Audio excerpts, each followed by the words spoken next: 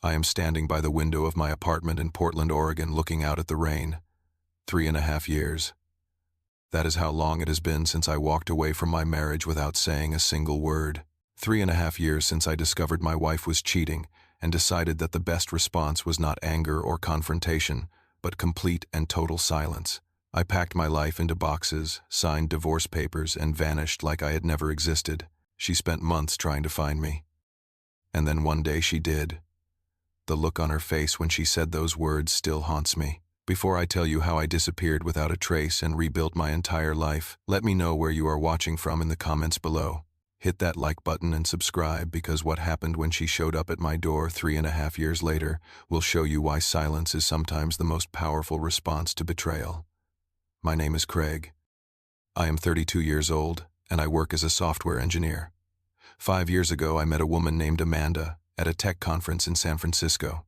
She was beautiful, sharp, confident. She worked in marketing for a startup, and we hit it off immediately. We talked for hours that first night about everything from artificial intelligence to our favorite hiking trails. 2 weeks later, I flew down to see her again. 6 months after that, she moved to Seattle to be with me. We got married after 2 years of dating. The wedding was small, just close friends and family at a vineyard in Napa Valley. I remember thinking that day that I had found my person. Amanda was everything I wanted. She was ambitious, funny kind. We bought a 2-bedroom apartment in the Capitol Hill neighborhood. I worked remotely, so I was home most days. She went into the office downtown. Our routine was simple and comfortable. We cooked dinner together most nights. On weekends, we would drive out to the Cascades and hike until our legs were sore. We talked about buying a house someday, maybe having kids. For the first 2 years of our marriage, everything felt right. I trusted her completely. She trusted me. We had our small arguments, of course. She thought I spent too much time on my computer. I thought she worked too many late nights. But nothing serious. Nothing that made me question us. Then about 3 years into our marriage, things started to shift. It was subtle at first. Amanda began working late more often.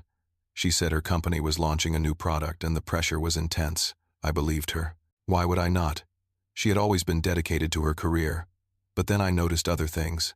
Her phone was always face down on the table now. She took it with her into the bathroom. She changed her laptop password without telling me. When I asked why, she said it was a new company security policy. I tried to brush off the uneasy feeling growing in my chest.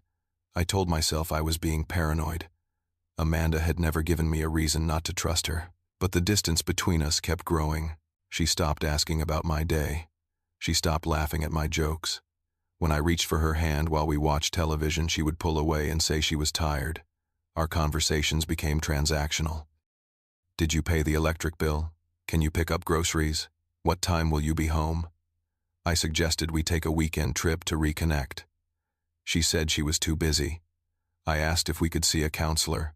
She said we did not need one, that I was overreacting. So I gave her space. I thought maybe she was going through something at work, something she would eventually share with me.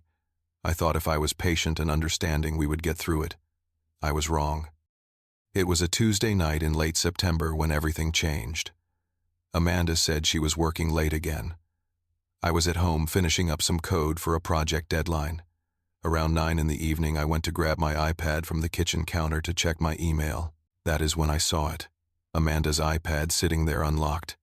She must have forgotten it when she rushed out that morning. A message notification popped up on the screen. It was from someone named Derek. The preview said, "Cannot wait to see you tonight, beautiful." My stomach dropped. I stared at that message for what felt like an eternity. I could have closed the iPad right then. I could have pretended I never saw it. But I did not. I opened the messaging app. What I found destroyed me. Months of messages, hundreds of them, intimate conversations, photos I will not describe, plans to meet up. Amanda telling this Derek person that she loved him, that she wished she could leave me, but it was complicated, that soon, maybe soon, she would figure it out. I sat on the kitchen floor and read through everything, every single message. It had been going on for at least 6 months. 6 months of lies. 6 months of her coming home and kissing me on the cheek like nothing was wrong. 6 months of me being a fool. The affair was not just emotional.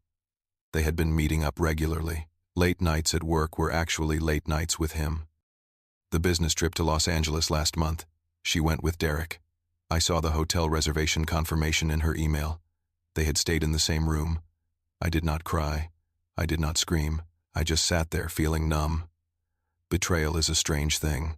You think it will make you angry, and maybe it does eventually. But in that first moment, all I felt was empty. Like someone had scooped out my insides and left nothing but a shell. For the next week, I did not confront Amanda. I acted normal. I smiled when she came home. I asked about her day. I kissed her goodnight. But inside, I was building a plan. See, I realized something important in those days. I did not want drama. I did not want to scream and cry and beg for answers. I did not want to hear her excuses or watch her try to manipulate me into forgiving her. I did not want any of it. What I wanted was to disappear. So I started preparing, quietly, carefully. I opened a new bank account at a different bank and began transferring my portion of our shared savings. Not all at once, just small amounts every few days so it would not raise suspicion. I reached out to a company in Portland that I had interviewed with a year earlier. They were still interested. They offered me a senior engineer position with full remote flexibility. I accepted. I found an apartment in Portland through a property management company and signed a lease under my new employer's corporate housing program. I bought a new phone with a new number. I set up a new email address. I changed all my passwords. I contacted a divorce lawyer and had papers drawn up. Everything was ready. Amanda had another trip planned with Derek. She told me she was going to a marketing conference in Austin for 4 days. I verified through her email that she was actually going to Sedona, Arizona with him. They had booked a resort. 4 days. That was all the time I needed. The morning she left, I kissed her goodbye like always. She smiled and told me she loved me. I said nothing back. As soon as her Uber pulled away from our building, I called the moving company I had hired. 3 guys showed up within the hour. We packed everything that was mine. My clothes, my computer equipment, my books, my hiking gear, my half of the furniture we had agreed was mine. It took 6 hours. By late afternoon, the apartment looked like a stranger lived there. I left the divorce papers on the kitchen table with a note from my lawyer. No explanation, no emotion, just legal documents and instructions on how to proceed. I took my set of keys and left them next to the papers. Then I walked out of that apartment and got into my car. I drove south toward Portland and did not look back. I blocked Amanda's number.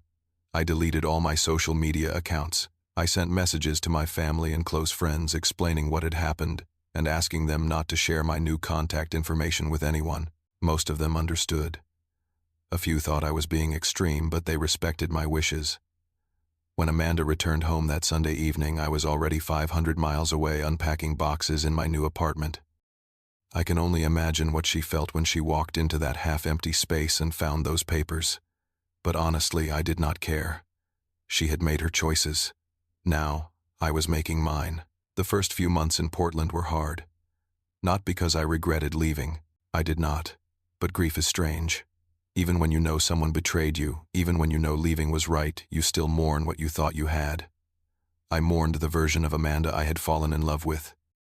I mourned the future we had planned. I mourned the time I wasted trusting someone who did not deserve it. But I also felt free. For the first time in a year, I was not walking on eggshells. I was not wondering where my wife really was, or who she was really with. I was not pretending everything was fine when it clearly was not.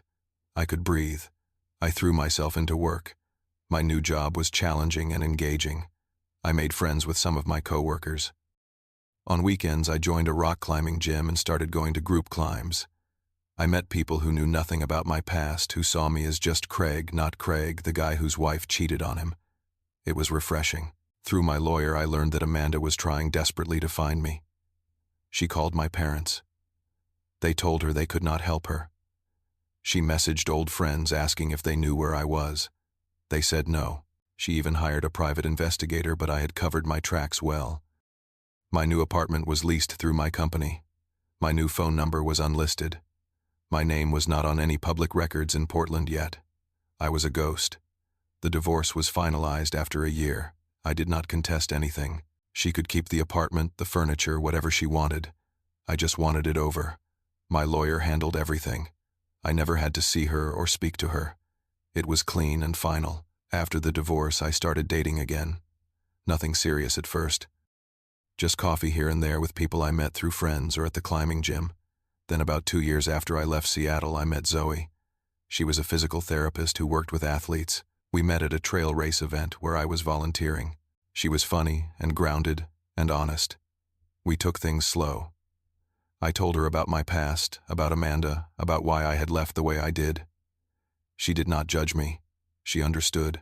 Zoe and I moved in together after a year.